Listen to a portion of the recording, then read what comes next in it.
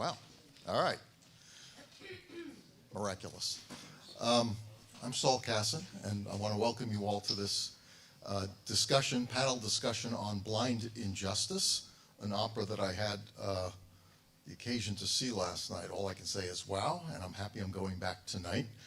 It is a very important event, and I say that because I have learned over the years how important it is to raise public awareness that so many of the problems in the criminal justice system exist in part because people don't know that those things are happening. In any event, I've got a few purposes for today. My first purpose is, because I'm a professor here at John Jay, is to point out the link. There's a reason. This is a good venue for this conversation because there's a lot of reasons why John Jay has an attachment to the innocence movement, starting with the fact that several members of our faculty here and their students are studying the causes of wrongful convictions, whether it's eyewitness testimony, false confessions, informants who lie, forensic science biases. A lot of that work is getting done here. And then I want to point out that our students are back and forth between John Jay and other venues that I think are interesting. So several of our students now are professors doing the same kind of work regarding the causes of wrongful convictions, or they're working at the Innocence Project. I don't know is Vanessa Maturko here? Okay, well, Vanessa Maturko, a few years ago, got her MA here at John Jay. She sat in on my lab for about a year, and she got her degree in forensic psychology at John Jay, and long story short, she is the research manager at the Innocence Project. That kind of connection is not unheard of. We have other graduates who are now literally at the Innocence Project in New York. And then sometimes the path in and out of John Jay and into the system follows a much odder path. I don't think I see him, but is Jeffrey Deskovic here? I didn't know I was going to, but I ran into Jeff last night outside of the show afterward. Jeffrey Deskovic,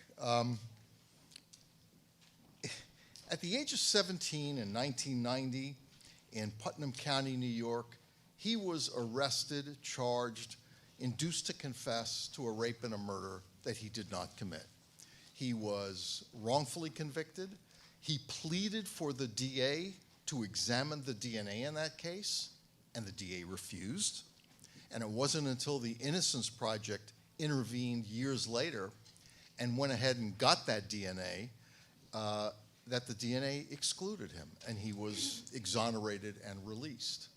Now, there's a lot to that story, not just that he was wrongfully convicted, but that once exculpatory, clear, conclusive exculpatory information came forward, it didn't seem to matter until the Innocence Project involved itself. The other reason that Deskovic is interesting is that once he came out, he went and got his degree, college degree. Then he came here to John Jay and got a master's in criminal justice. And now he's a lawyer, and he founded the Deskovic Foundation for Justice. And again, he has a tight John Jay connection. So nothing new there. Let me say something just about wrongful convictions in general. This goes way back. People are under this misconception because we're in the DNA exoneration world and DNA is a relatively new science that wrongful convictions are a new thing. No, they're not a new thing. So I want to say something about the history. In 1812, about an hour north of where I live in Williamstown, Massachusetts, in 1812 in Manchester, Vermont, a guy by the name of Russell Colvin disappeared from his wife's family home. Immediately, the wife's brothers, Stephen and Jesse Bourne, were under suspicion. 7 years later, they were interrogated. They confessed in detail. Both gave confessions in detail to the murder of Russell Colvin. Both were convicted. Both were sentenced to death. And in fact, one was set to be executed, but they were innocent. How do I know they were innocent? because the alleged victim, Russell Colvin, showed up alive in New Jersey. Didn't take DNA in that case, and that is not an uncommon story. So that was the first known wrongful conviction in the US, but it was just the beginning. And through the 20th century, there was a smattering of writings about this problem, and history has uncovered thousands upon thousands of wrongful convictions involving men, women, people of all colors and languages, children and adults. And up until 1989, none of that involved DNA. And then in 1989, 20-year-old Gary Dotson was for the first time exonerated by DNA. That was a game changer, because shortly thereafter entered the Innocence Project. In 1992, Barry Scheck and Peter Neufeld set out on a mission to use DNA to exonerate wrongfully convicted individuals. New York-based lawyers and law professors, they set up a small nonprofit clinic downtown in the Flatiron section, and they called it the Innocence Project. And their mission, again, was to use DNA for the purpose of exonerating the prisoners who were writing letters begging for help and pleading their innocence.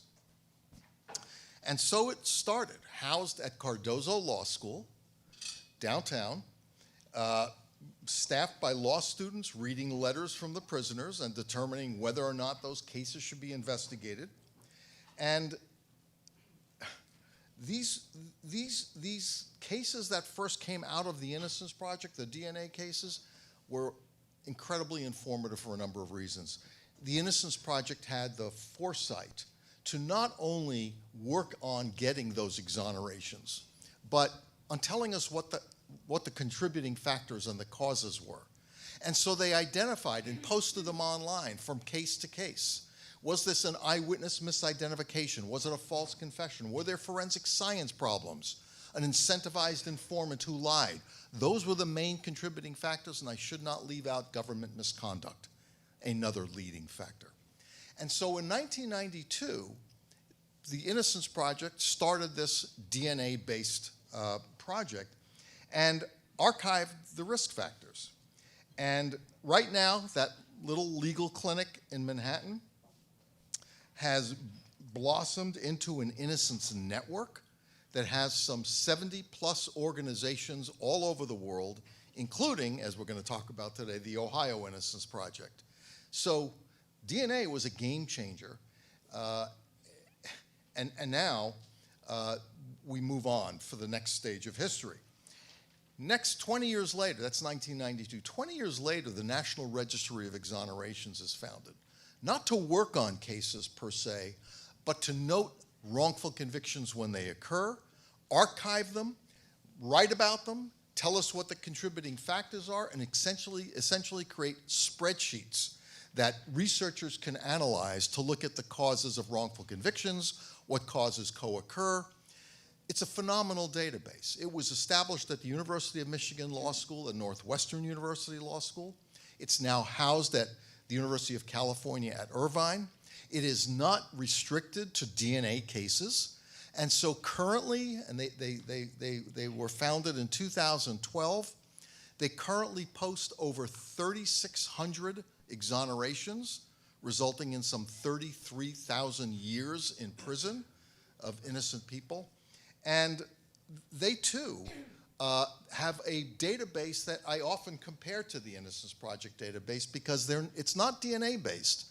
These are wrongful convictions that were discovered any number of ways. And so it's a much more diverse database. These are not just murders and sexual assaults. These are all sorts of crimes, even those that don't leave biological traces. And that was the National Registry, and they continue to be a phenomenal. I turn to the registry all the time for archival analyses of wrongful convictions. It's a treasure trove of horror stories, if you don't mind my saying so. And when you log into their site and you look up a case, there is a very lengthy summary to describe what happened and how it happened. I should add, this past year, just not even a year ago, there was a founding of a new organization. The European Registry of Exonerations was founded, launched for the first time in 2024. Their acronym they've given themselves is EUREX.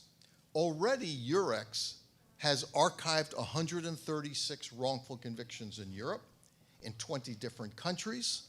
And if I might just say with a certain degree of parental type pride, two of the founders, Linda Gevin and Jennifer Schell-Lugers, who are psychology professors in the Netherlands, two of the three founders of EUREX had spent time here at John Jay in my lab.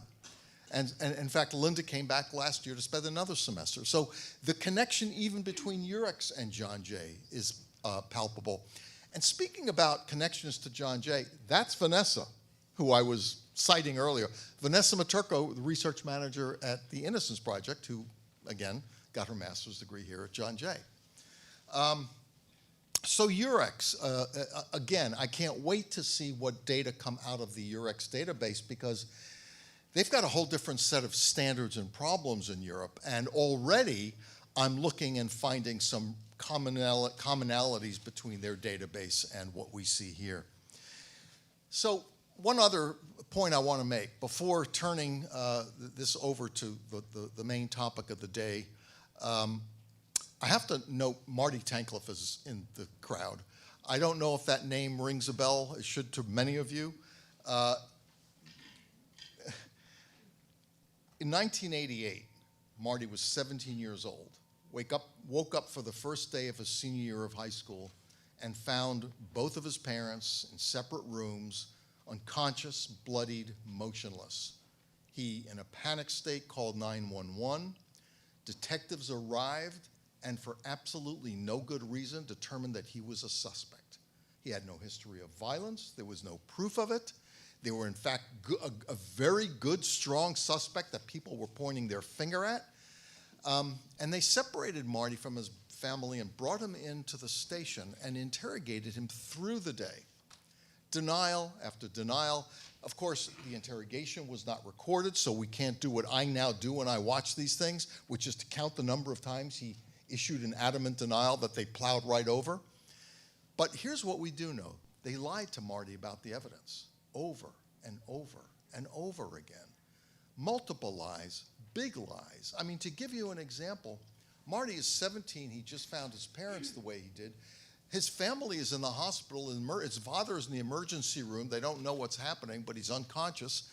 And the detective, the lead detective, stages a phone call. He leaves the room with Marty and his partner sitting there, and he comes back and basically says, Marty, I've got good news and bad news.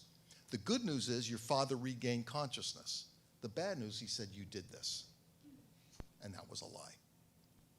At which point Marty, like just about any human being in that situation and in that grief-stricken state, started to question what had happened.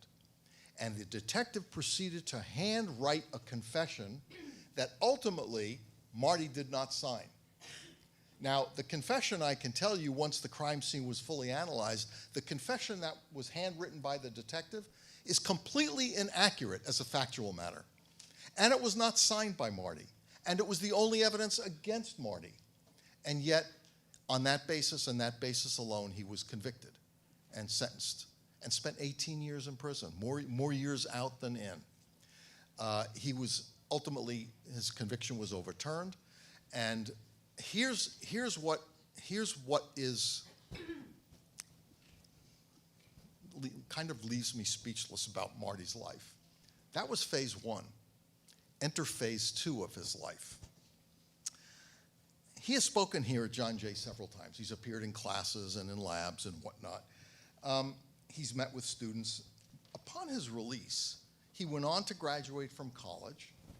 He then went ahead and got his law degree, passed the bar exam. He is now a visiting distinguished professor at Georgetown University Law School. And he and his childhood friend, a professor at Georgetown as well, Mark Howard, co-created a program called Making an Exoneree, where they bring students in to help work on cases. And they have exonerated a number of individuals. And I love the timing of this, because at 7:30 tonight, Marty is flying the hell out of here to go down to Houston with his students because they've exonerated somebody else, and tomorrow that occasion will happen. So if you could just stand and take a, yeah.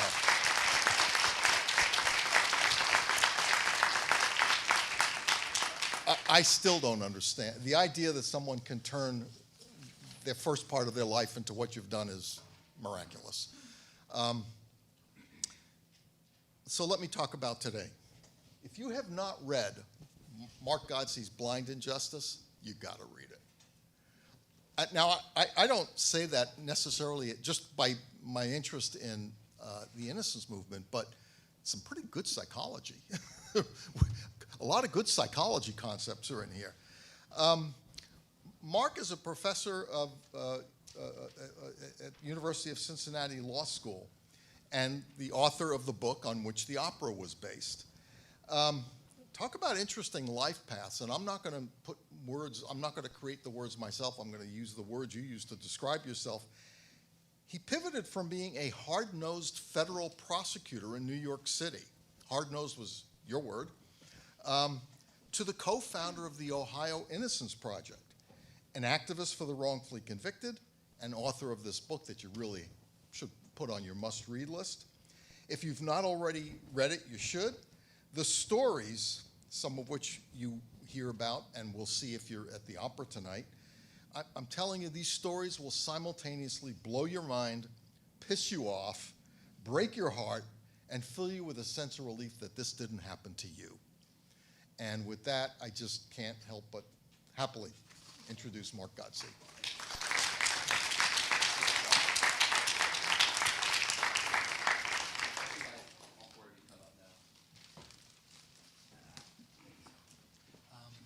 If you want to have a seat there too, maybe you can join in. Either way, because I think there's 5. So thank you for John Jay for putting this on, and for Master Voices for putting on the opera, and for helping orchestrate this event today.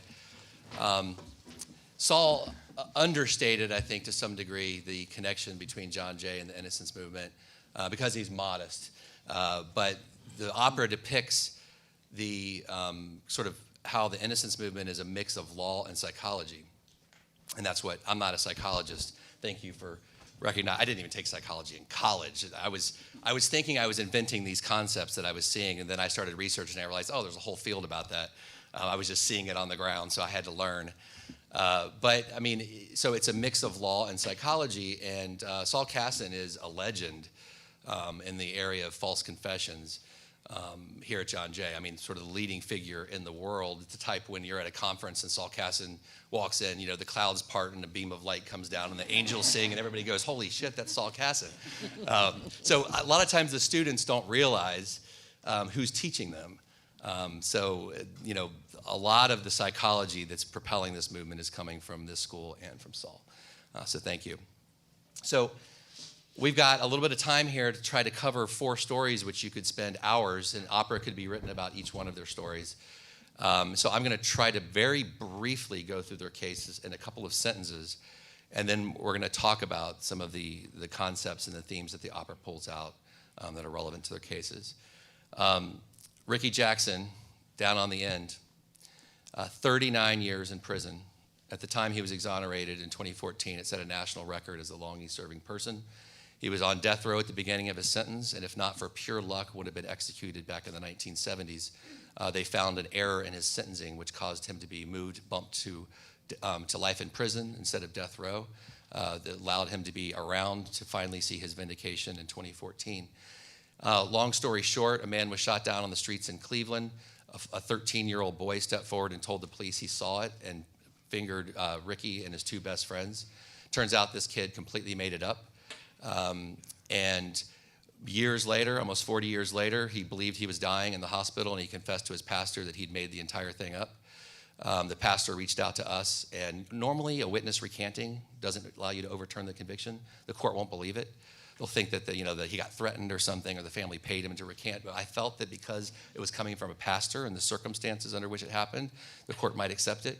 We're able to go to court and get Rickey's conviction overturned. Next to him, Laurese Glover, He was part of what's called East Cleveland 3. He and his two best friends, Laurese, you were 16, right? Two best friends were 17, were witnesses to a shooting on the street.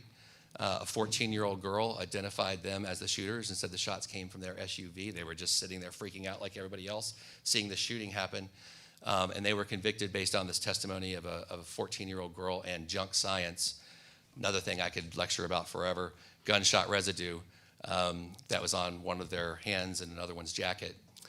They were exonerated when the young woman, now an adult, recanted and said that basically the police put words in her mouth and told her what to say. And we were able to show that the junk science of what was used to convict them. Plus, there were hidden police reports. They had a very good other suspect. There was somebody trying to kill that guy leading up into the week. He had been shot at previously. Other witnesses who were older and were closer had a better view and identified somebody else as the shooter. And because the police had already gone on the TV and announced that they'd solved the crime, they just sort of shoved all that stuff under the rug. They were exonerated in 2015, correct? Nancy Smith was a bus driver for Head Start. She drove little kids, 4 and 5-year-olds, to and from school. And she was alleged to have taken them one day and sent it to school to her boyfriend's house and engaged in molestation with her boyfriend. In the 90s, there were a lot of these cases. We called it like sort of the daycare hysteria cases of the satanic panic. After a 60 Minutes episode aired where this had alleged to occur, and it mentioned at the end of the episode that the families got these big settlements because Head Start's the federal government, deep pockets.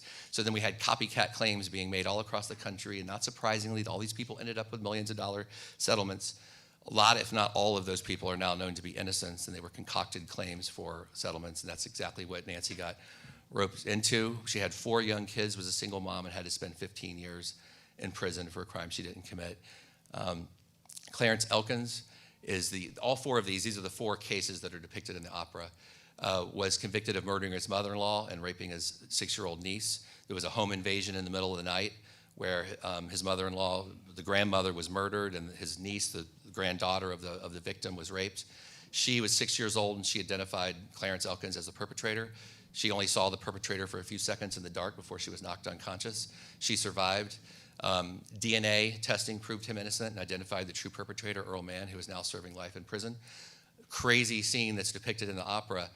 When he became a suspect, Earl Mann, Clarence learned that out of the 33 prisons in Ohio, Earl Mann was in prison with Clarence.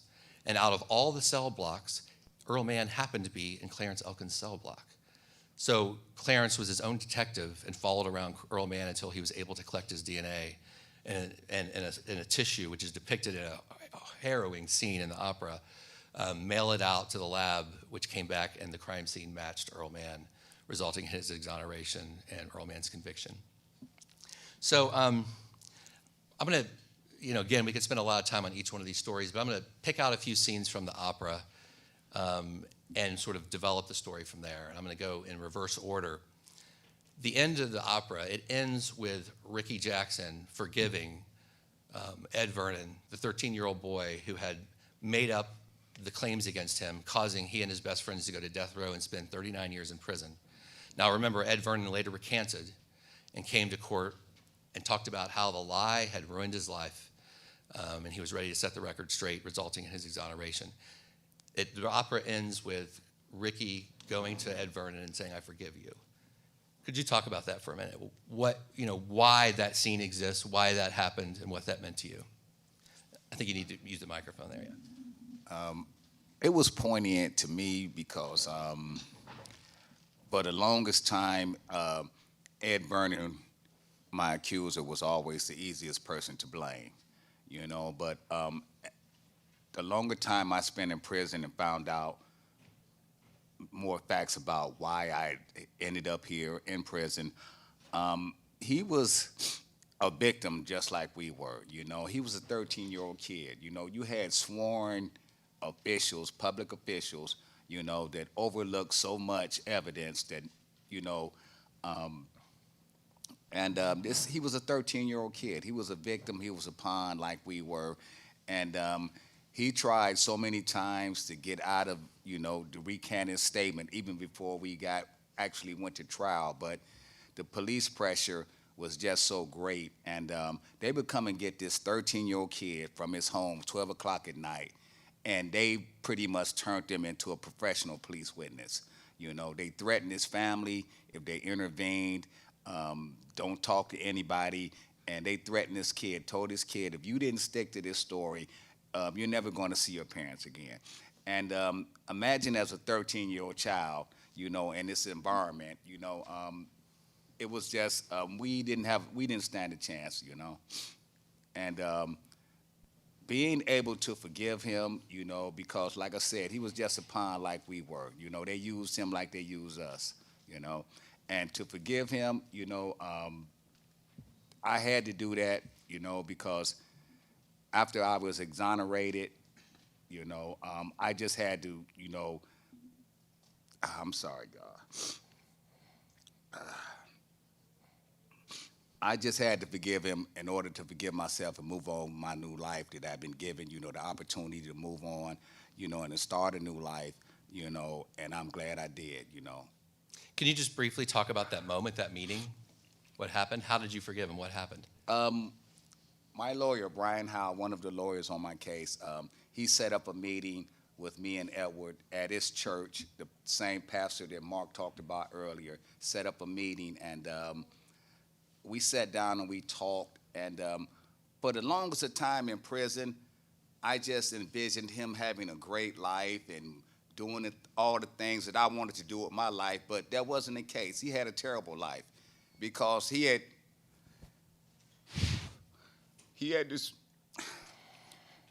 destroyed our lives, not only my life, my two best friends, you know, he disrupted our lives, you know, and when I got an opportunity to sit down and talk to him, you know, all those feelings I had had all those years in prison just dispersed, you know, and I just wanted to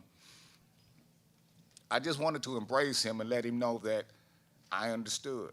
You know, I understood what happened to you, what happened to us, you know, and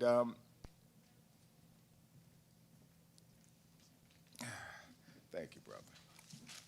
Ah, man, I feel so stupid. No.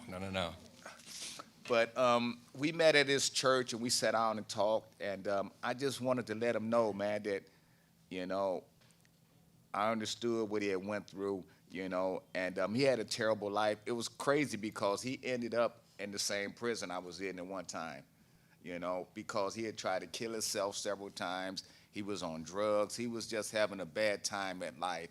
And I actually worked in the cell block. I used to take food. That was one of my jobs. And the state, when I was doing my compensation hearing, the state even tried to say that, you know, that you guys were in the same prison. Y'all set this up, you know, the confession and everything, the rebuttal and all this. But we in the church and we just talked, man, and I seen how, you know, he had suffered too. He really had suffered, you know. He had lost a lot. And I just let him know, man, that I understood. I finally understood after all this time. I finally understood. And we embraced, and I just felt something. I don't know if my imagination or not, but by me telling him that I had forgiven him, you know, I just felt his body go light in our embrace, and it felt like something had lifted from both of us, you know. And that enabled me, that moment right there in my life enabled me to move on. It really did, you know, being able to release all of that anger and hatred and confusion that I'd had for those 39 years in prison. That moment right there, I think, was the most significant moment in my life, was being able to forgive him. And that allowed me to move on with my life, because since that point, I've had a great life, you know. I really have. I've been able to travel the world and talk about wrongful convictions and meet great people like you guys and be in this prestigious room, this hall, this school, you know. And if I hadn't have done that, I don't know where I would have been. So I'm sorry for the long, drawn explanation, but. Yeah.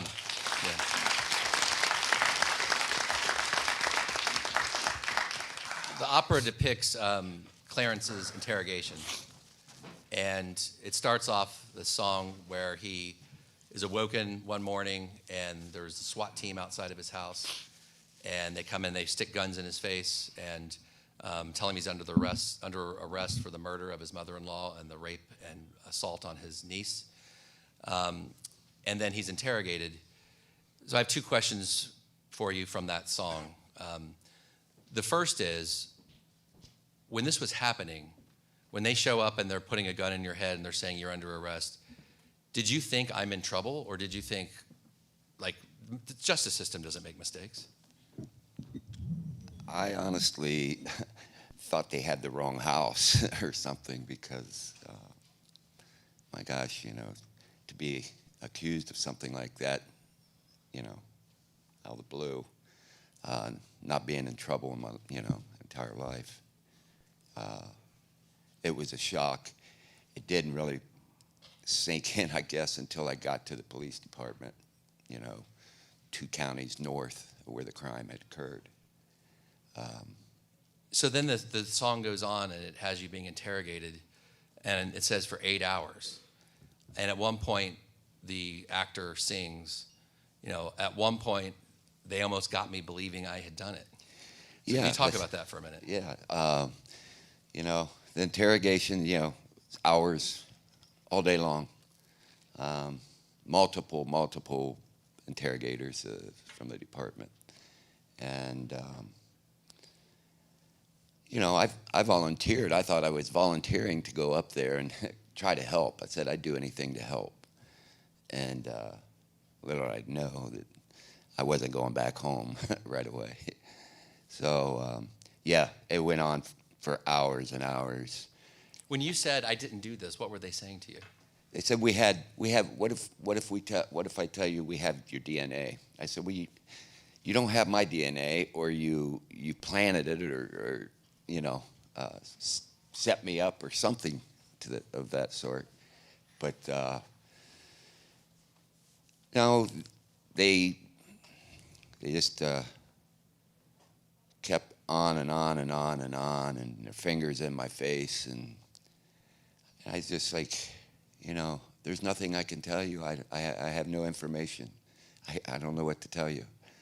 And I said, one of my sayings was at the end, I said, we could sit here long as you want, all day, days on end, until the cows come home, because I can't help you. I have no help. I can't. I don't know nothing about this.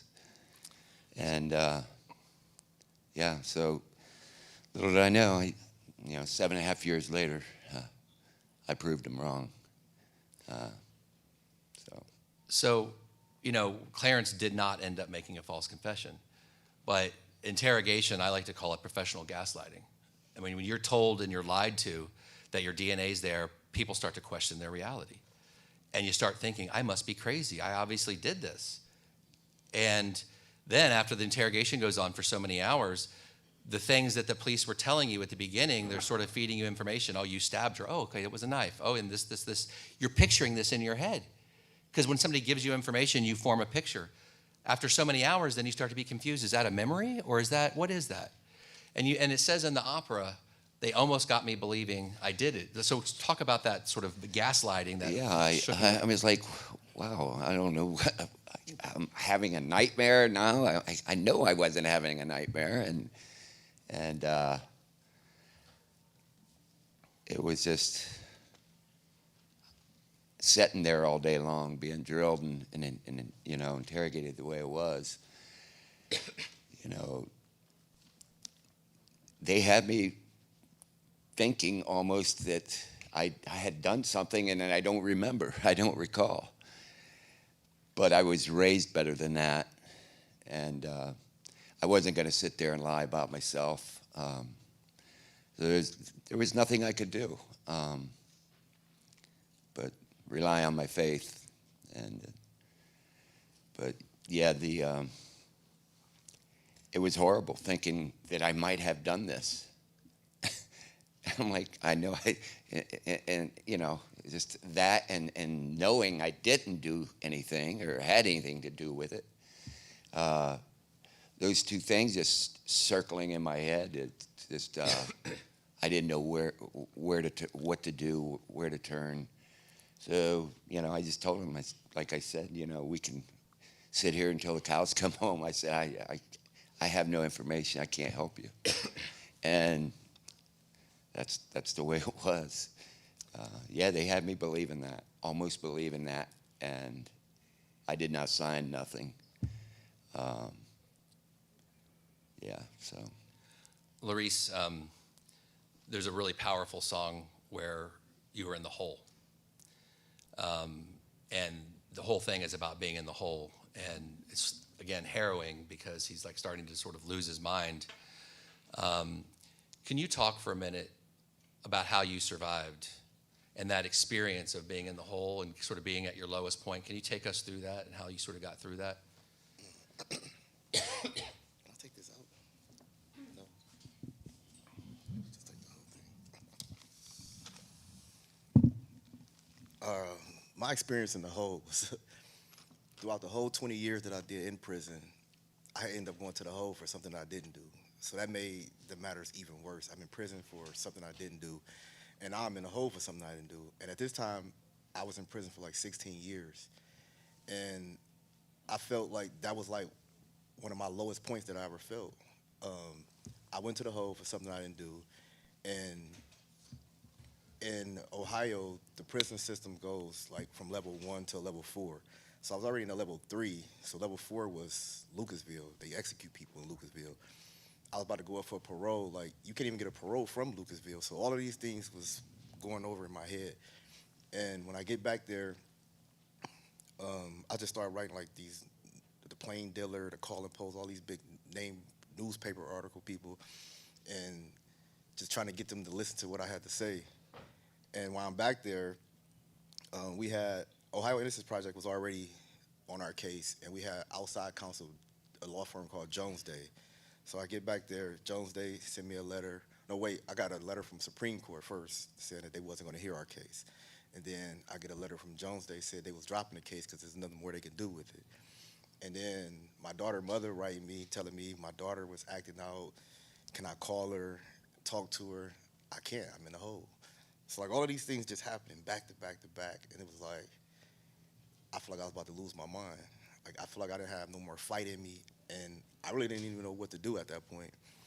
And I had a cousin that lived in Columbus. I hadn't heard from her the whole 16 years I had been in prison. And out the blue, she sent me a JPay and just was asking like how I was doing and different things like that. And I told her my situation. And every day she would just send me scriptures out the Bible, sending me these scriptures out the Bible. And I don't like my family to come see me when I'm in a hole in prison because you'd be shackled, cuffed, like, and I don't want my family to see me like that. And I told her not to come, and she just popped up down there one day to visit me. But her coming back into my life at the time she did and sending me these scriptures and different things like that, it just helped light that fire back, and it helped me continue to fight. And eventually, we got our conviction overturned 4 years later, but I don't know what I would have did if she wouldn't have came into my life the time that she did and helped me through that moment that I was going through.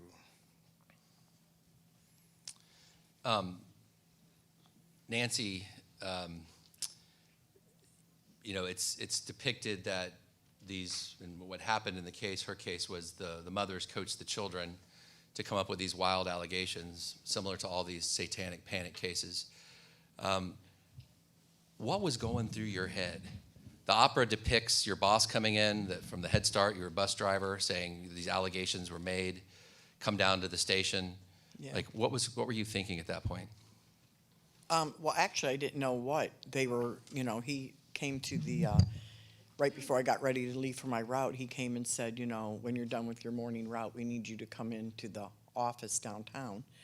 And I was like, okay. I didn't think nothing of it. And then so I get down there where they proceeded to tell me that a mother on that Friday accused me of taking her daughter to a birthday party where I took her to my boyfriend's house and molested her. And I was like, well, what are you talking about? I said, this is crazy.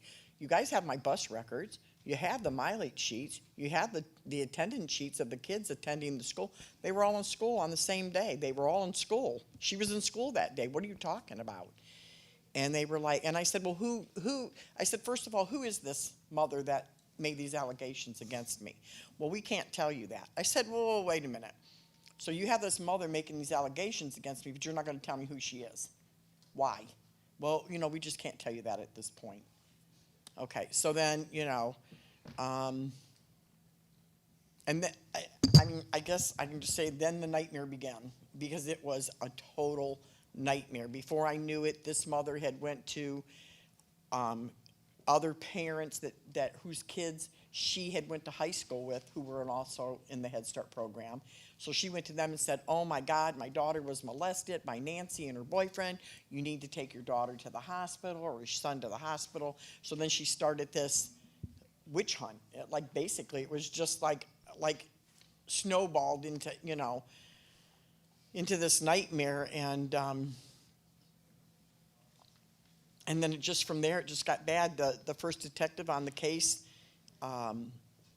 they interviewed all the kids. They said Nancy never took us anywhere. She never did nothing to us. Yeah, when they're not around their parents, this is what they would say. Right. Yeah. When they were not around the parents. When they were around the parents, and basically the mother that started all this, she talked for everybody. She was like the main witness out of everybody. Like, if they'd answer her child a question, she answered it. She was holding birthday parties, and she had her basement set up as a classroom, and they were all getting together to get their stories straight and to get their stories all connected to the and the first detective on the case said, we're going to throw this out. There's no evidence here. There's nothing. There's no signs of abuse on these children. They were all taken to the hospital. There were no signs of abuse. And he was like, "There's nothing here. Nothing happened." And you passed a Yeah, polygraph, right? He gave you a polygraph. and he asked me to do a polygraph, and I said, "Sure." I didn't have nothing to hide. I did it. The guy that did the test said, "This woman no more molested these children than I or you would have." He said to the detective. He said there was nothing deceitful in any of her questions. And so then that's when Detective Cantu said, "We're done. We're closing the case." And that's what he said to me. He said, "I want you to go take this polygraph test. Once you pass it, it's over." I passed it. He said, "It's over." Well, then the mother decided that she was going to go to the mayor. And then she went to TV stations. And then she went to the newspapers. And before you know it, the witch hunt began. And I just thought nothing's going to ever happen. It's not going to go anywhere. Nothing happened with those kids. There was no medical evidence. There was nothing. Nothing happened. I had a bus aid. Nothing happened. But This might be hard for you to believe, but Yeah. this actually happens. That on the day it allegedly happened, as she said, the kids were present at the daycare. They were checked there as being present. The mileage sheet shows she didn't go off into some other place with the kids. She showed it at her other job. She would drop the kids off for school, then she'd go to another job, then come back and return the kids home. She was at her other job. And so you ask yourself, how in the world did this happen? Her attorney didn't put any of this into evidence. You don't just have a bus, if you're Nancy the bus driver, and have a bunch of 4- and 5-year-olds in the back, they'll start jumping out the window. You got to have another adult back there. So at all times, there's another adult, and there was a witness ready to say, "I was the bus aide on Nancy's bus," and nothing ever happened. They didn't even call put her as a on the witness. stand. They never put her on the stand. She sat there for 8 days. Never once did they call her and put her on the stand to say, "I was her bus aide that day." I can tell you she never took these kids anywhere. And this stuff actually happens in our system, where you have defense attorneys are human, and sometimes they're off the rails, and they're not doing their job. And this happened to Nancy, and it happens to other people as well. And there's not adequate checks. Nancy's convictions got held up on appeal. So it's kind of crazy. It's very crazy. Well, we had a crazy prosecutor too.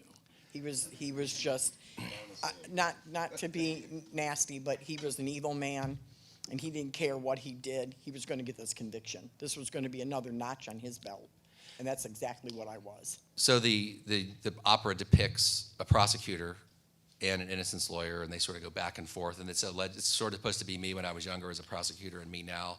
And that's how the book is set up too, comparing and contrasting the metamorphosis I went through.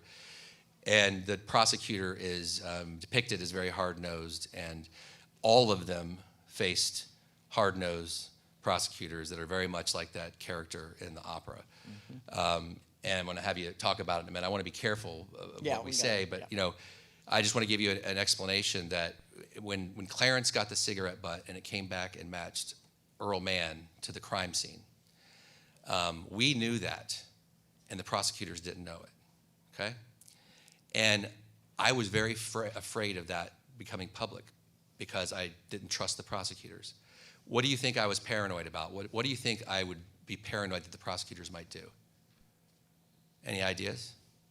None of you are diabolical as the prosecutors actually are. Yeah.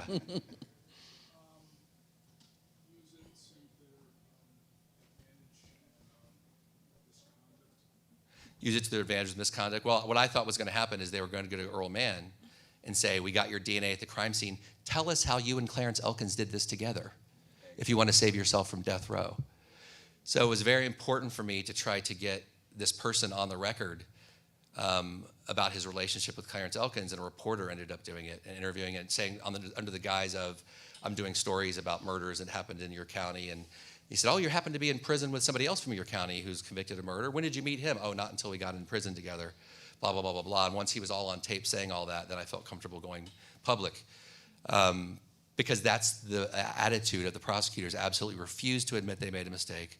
We're going to twist and spin every single piece of information to make sure that the convictions remained intact, and all of them ended up like that. And so Nancy, I want to be careful what you say here, but the prosecutor who prosecuted her is now retired, but he is trying to intervene in her compensation case and causing it to be delayed. And when his motions and stuff are denied, he appeals it, so it just drags things out. And so I'm sorry you have to deal with this for even now. But I guess this question's for all of you, but I guess Nancy first. How are you able to deal with seeing this sort of dark side of people?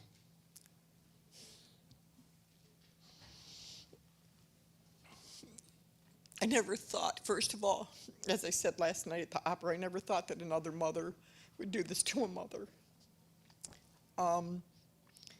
To hear the past of this mother and the horrible things that she's done. She's done this to two more little girls after me. And then just recently, what I was granted my new trial for, one of the reasons was that she did this to her granddaughter just last Yeah, she was last trying to set year? somebody else up for another lawsuit. Yeah, And they left the tape on, and the little girl was practicing what she was going to say when the cop wasn't in the room. Yeah, and she pretending went to in and cry told all her this stuff. granddaughter, this is how you cry, and this is what you say that your mother did to you, and whatever. And that was pretty devastating for me, because I thought, why is this woman still out there getting away with this? She's done this 3 times. Now she's doing it to her own granddaughter. What the hell, what is wrong with this woman?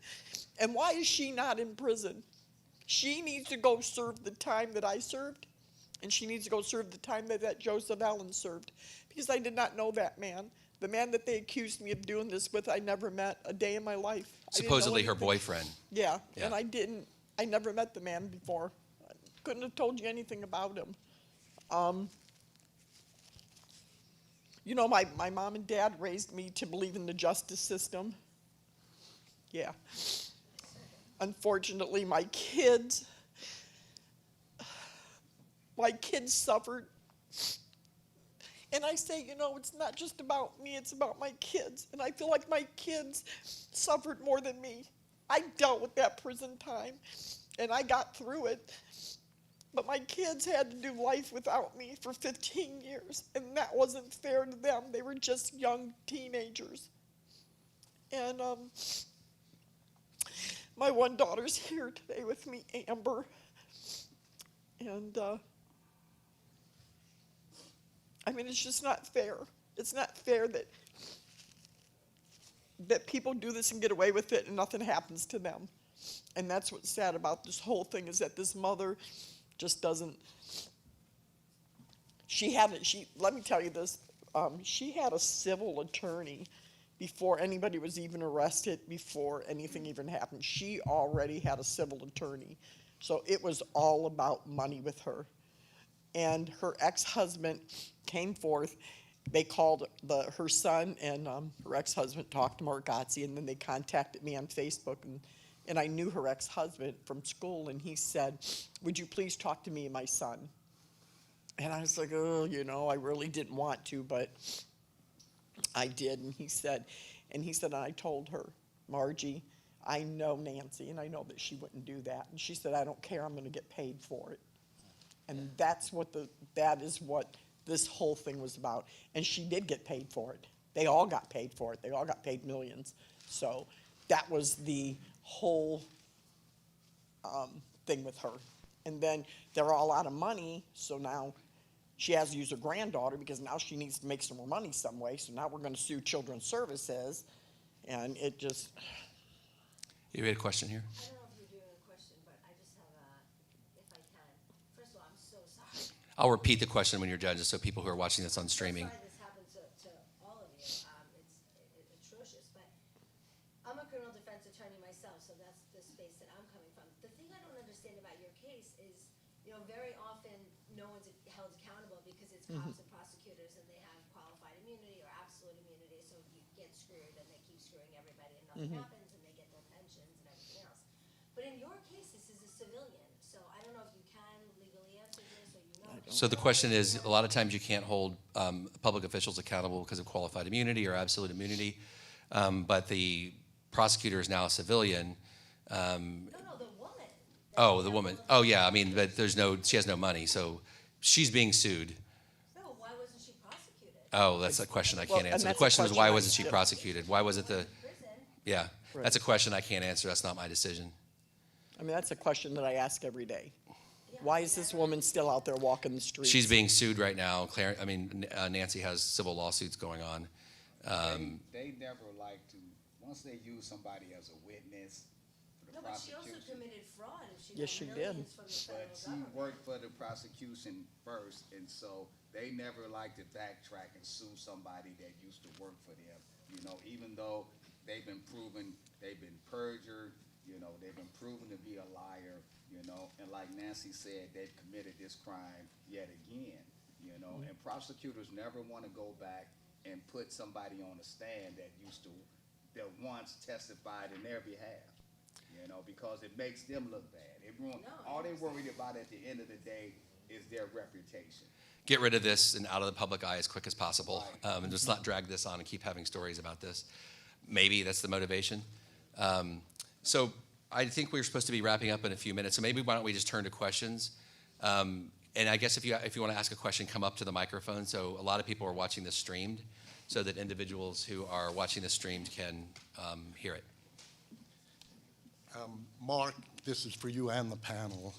I'm a criminal defense attorney too, and I've been doing this for about 47 years now, and I have never seen a prosecutor or a police officer suffer any kind of disciplinary action or termination Right. for wrongful conduct, such as hiding evidence or getting wrongful confessions or even planting evidence, which I've seen too.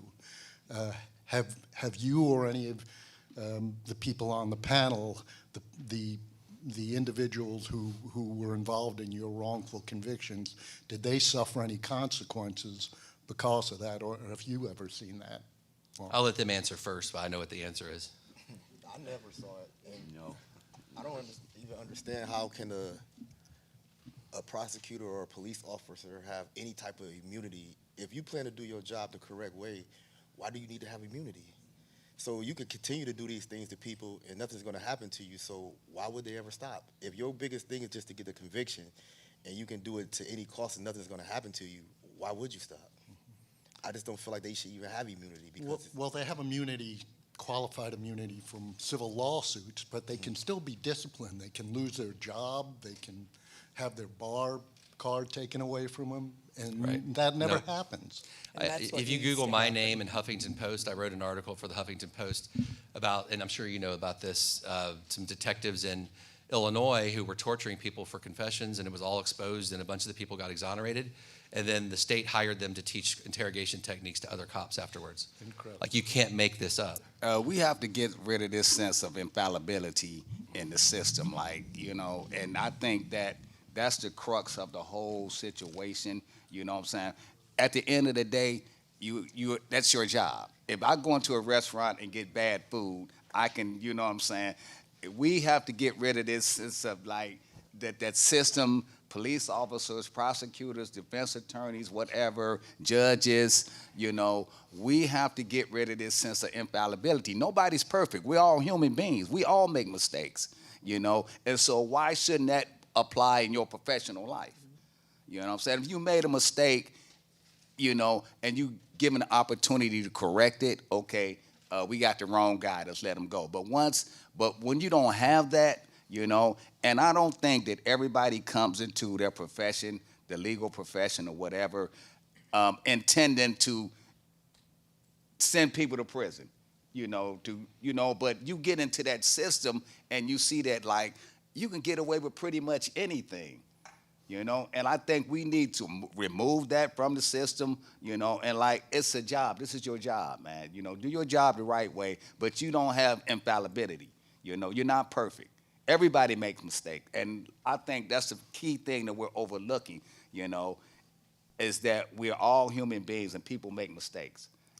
Whether you're a judge, a prosecutor, a defense attorney, a police officer, whatever, people make mistakes, And when you allow them that room to say that they made a mistake, and then maybe they could correct it. But when you don't have that door where you could, I got the wrong guy, whatever, I'm going home and go to bed, and deal with it tomorrow. Let the system handle it, let the system handle it, They need to be held accountable for what they do.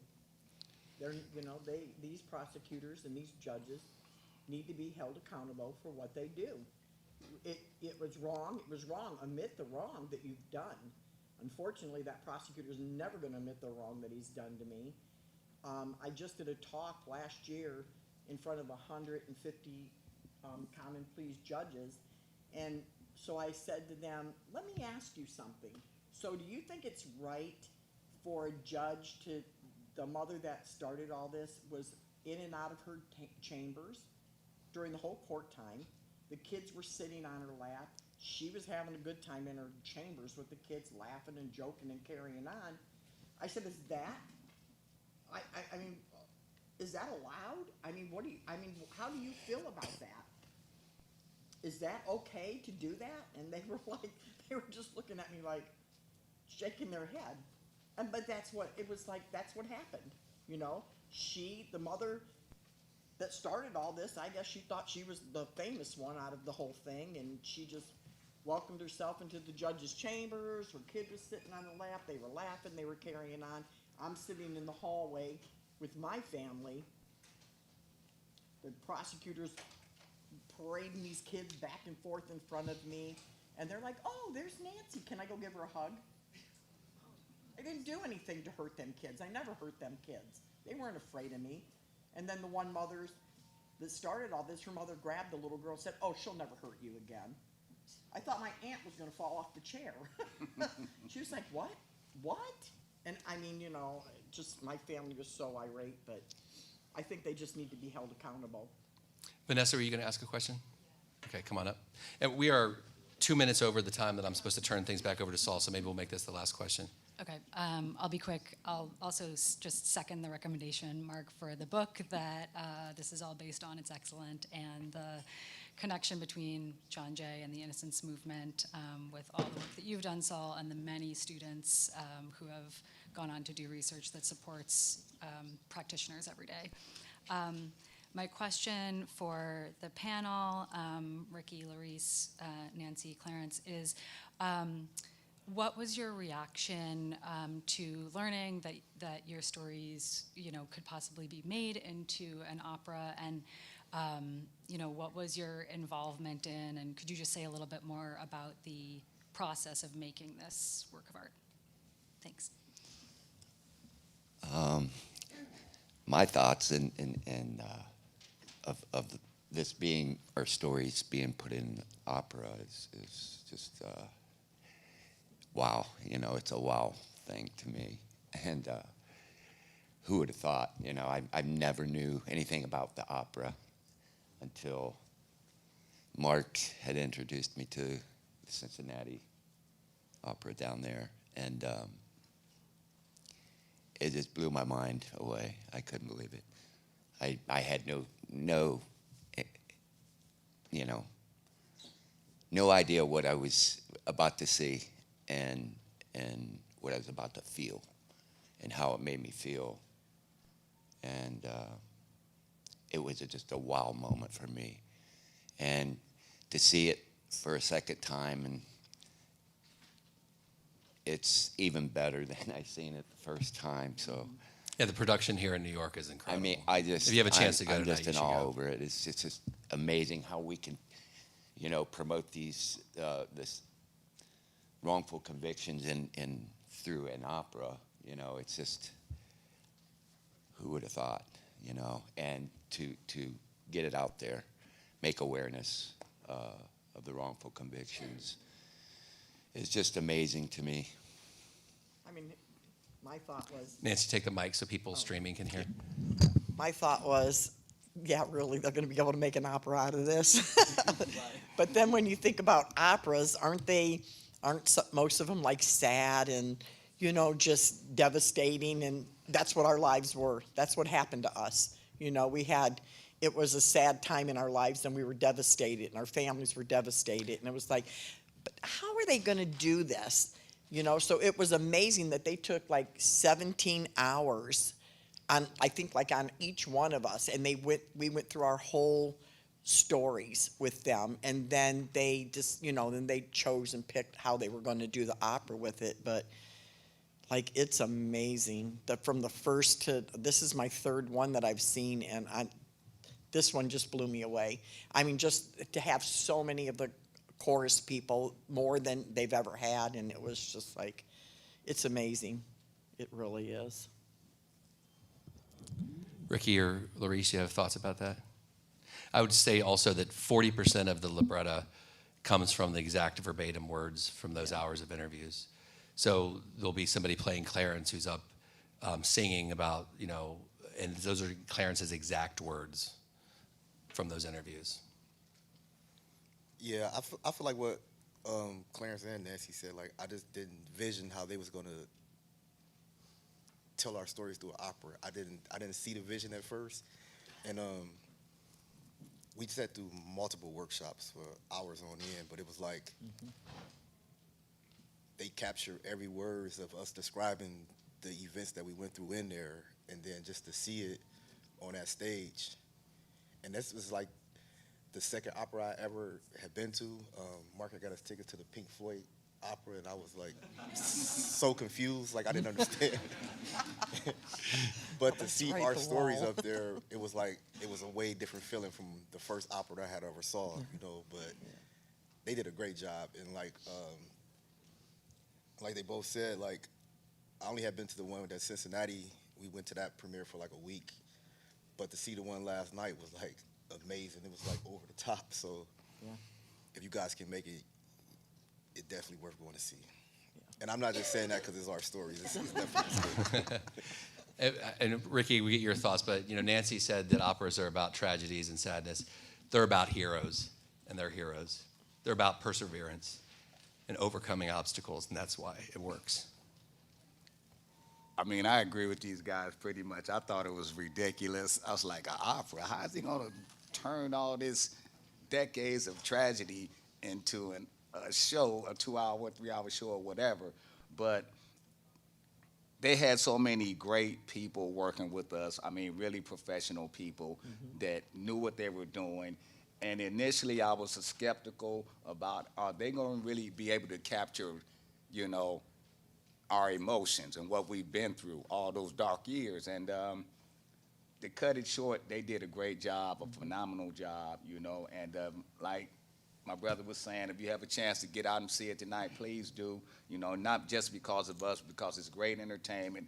It's a crescendo of emotions that you're going to go through watching this.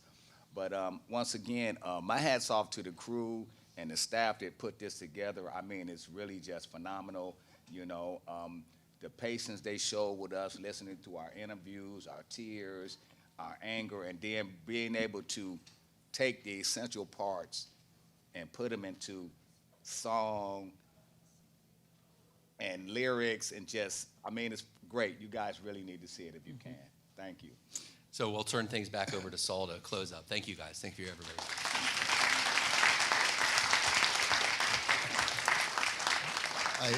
I know we're over time, so I'll be very brief. I'm struck by two, as I watch the presentations of the panelists, who, maybe if you could stick around for 5 minutes, you may have some folks who want to talk to you.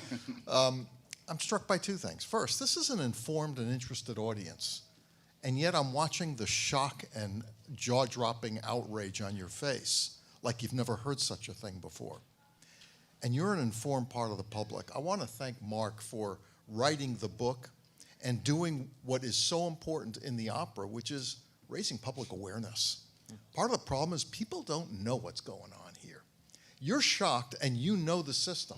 I'm shocked on a daily basis. In fact, a lot of my students who are here, they laugh at me because I'll walk into lab every week and say, I just saw the craziest case I've ever seen, and they laugh because I always say that. So it's important to raise public awareness. I'm always struck by what the public doesn't know, and the public needs to know in order to make reform. Second, the other thing message that comes across loud and clear, when police and prosecutors close a case on an innocent person, there's not one victim. There are boatloads of victims. I mean, Nancy's got 4 children that were victims, including one who's sitting here with us. It's not just one victim. And one other mindful piece, when a case is closed on an innocent person and the prosecutor refuses to redirect, you know what happens, and there are now data to show this. The actual perpetrator goes on and commits multiple additional offenses. Yes. And when you extrapolate, there are thousands of unnecessary crimes committed because a case was closed on the wrong person. The goal isn't to close a case. The goal is to close it on the perpetrator. And in any event, it's important to know the stories are shocking even to somebody who hears them all the time and sees them all the time. And it's important to keep in mind that there's more than one victim. And I want to thank you all. Your stories are incredible. Thank you.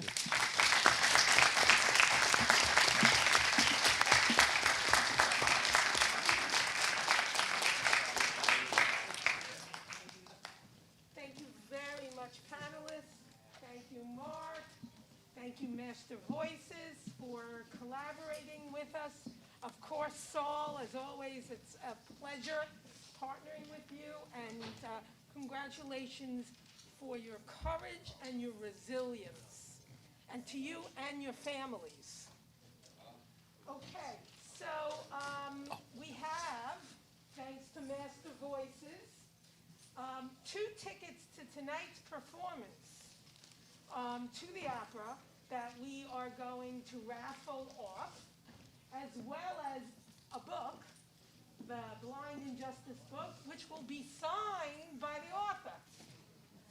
So our wonderful student here is going to pull the ticket. So this one is 871675. That's me, thank you. I'm just kidding. 871675. Okay, please be a left up. Congratulations. For another ticket to tonight's show, if you cannot make it, please let us know and we can do another raffle. 871687. That's me. Are you able to make the show? I'm not. Oh, okay. So, okay, hold on. 871700. Are you able to go tonight? Sure, yeah. Awesome. Okay. And now for the signed copy of a book. We're mixing them up. 871712. Thank you very much for coming. Enjoy the remaining refreshments. Network a bit. Thank you guys for coming. We really appreciate it. Thank you.